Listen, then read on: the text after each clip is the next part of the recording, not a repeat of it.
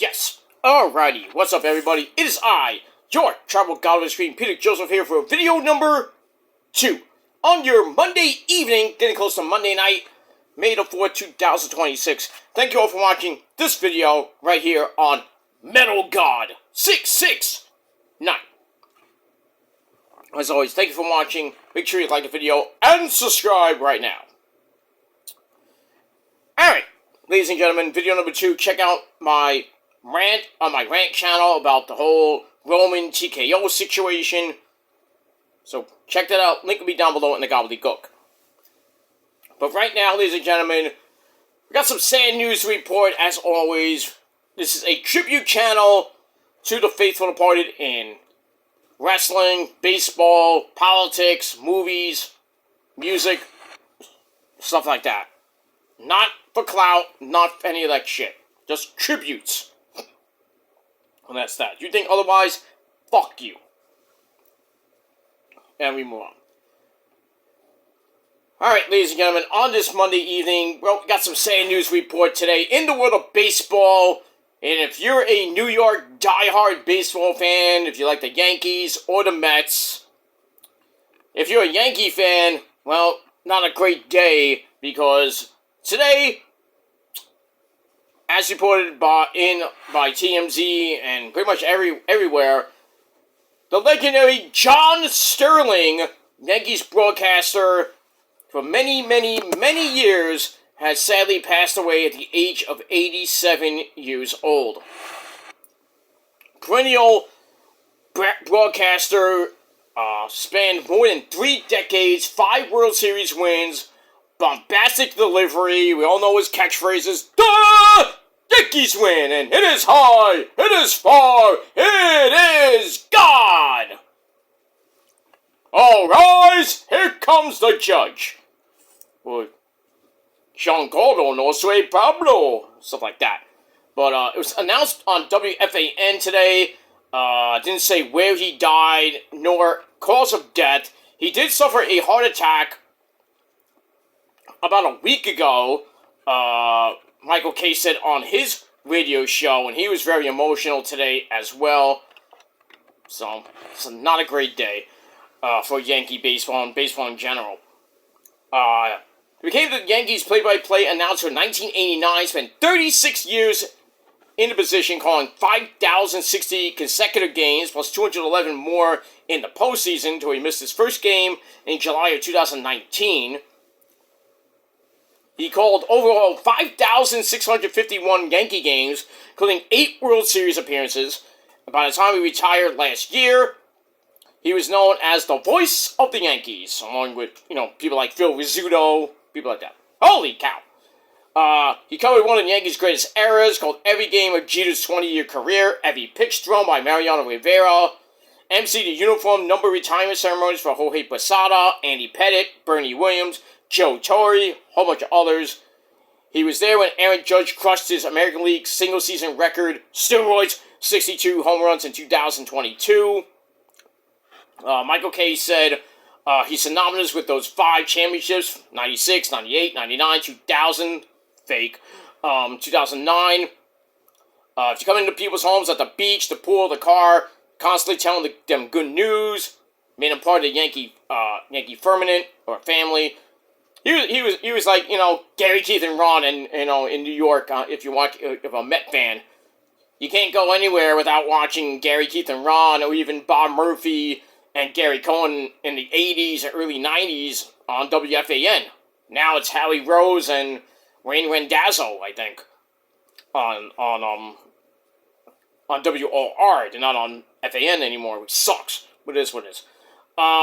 He was married to Jennifer Sterling for 12 years, had 4 children, Abigail and triplets, Veronica, Bradford, and Derek.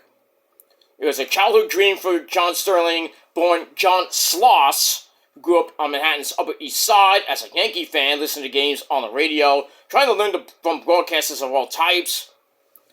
He said during his retirement, "I'm a very blessed human being. I've been able to do what I wanted, broadcast for 64 years. As a little boy growing up in New York, as a Yankees fan, I was able to broadcast the Yankees for 36 years. Member of the New York State Broadcasters Hall of Fame, He had a baritone baritone voice, drew adoration and criticism alike for his eccentricities and his unabashed Yankees fandom. The Yankees win. Some calls, "Burn, baby, burn" for Bernie Williams, and "A-bomb" from A-Rod. Robbie Cano, don't you know? You know, one of the many lines he had. Just an amazing, amazing man. Aaron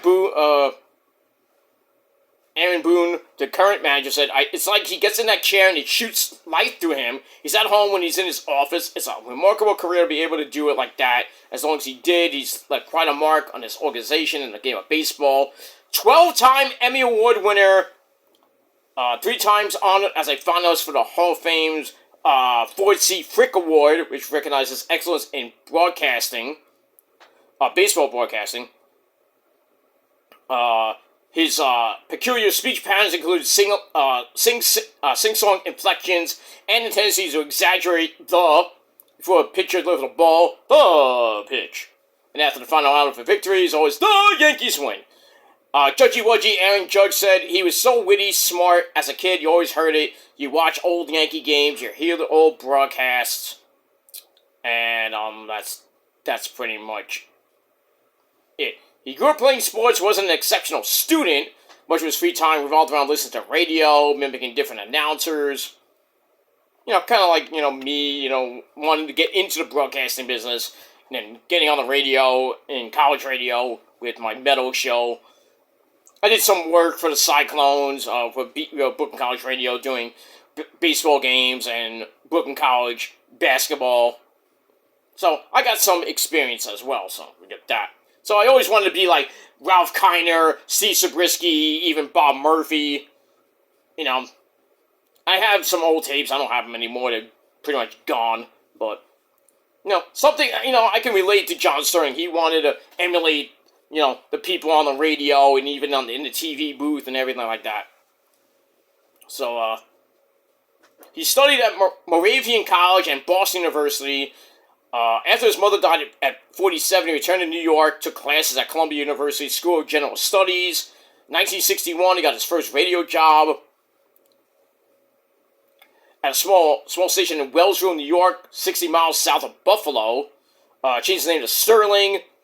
After a stop to work mornings in Providence, Rhode Island, he went to Baltimore, beginning to blend sports talk into his general show, getting a chance to broadcast games for the Baltimore Colts before I think became the Colts became the Braves, I forget, and the Washington Bullets. 71, he returned to New York City as a full-timer at WMCA. He would hang up on people and berate them. "You don't know what you're talking about!" That was said by Jim Rosenhaus, Cleveland Guardians radio broadcaster. It was awesome. We go to school the next day, say, "Hey, did you hear what John Sterling said last night?" That was barely any sports talk back then. But he'd get on and just destroy people. He was almost like Howard Stern. Like, "God, fuck you!" Began working New Jersey Nets and Islander games. Started honing his distinct style, giving honor and nicknames to players. Bernard King was B.B. King. Almost like Chris Berman on ESPN. With his little mannerisms and calling people, calling people different names. It was great. Goal, Islander goal, stuff like that. Sterling moved to Atlanta in 1981, joined TBS and WSB Radio, and began broadcasting for the Braves and the Hawks. Became known for punctuating Dominique Wilkins' dunks with flair, saying, "Dominique is magnifique." Like I say, joined the Yankees in 1989. His stint began auspiciously with an encounter with George Steinbrenner in a hotel elevator in Fort Lauderdale, Florida. Steinbrenner lifted a finger and pointed it at Sterling's chest. It was just the two of us, and George said to me, "The way you talk, I just want you to know that I always wanted you to do Yankees baseball games." And that pretty much started the streak of John Sterling on the radio. I never once turned on the radio and said, "Boy, John sounds tired." He always brought his A game. Blue Jays and ESPN broadcaster Dan Shulman told Yankees Magazine in 2024. Then he met up with Susan Waldman. He was his color analyst in 2005 and is there today. But he was just a great guy. Very kind. Never met the guy, but just an amazing, amazing man. Sadly, gonna be missed. I think the Yankees are at home, so I assume they did like a moment of silence for John Sterling. Probably have some type of ceremony later on, maybe this season, maybe next year, who knows. With that, probably put a plaque in Monument Park, or do something around that area where the jerseys are too. So we'll see what happens with that. And that's all I got to say about that. So, let me know your thoughts and memories of John Sterling. Great Yankee announcer, great broadcaster. He's going to be sadly missed. And when the Yankees win, I'm not going to be hearing Susan Waldman go, "Duh! Yankees win." Maybe she might not. But I assume the Yankees got to do something every time they win. Maybe they'll blare it out on the PA system. "The Yankees win." And then New York, New York plays by Frank Sinatra.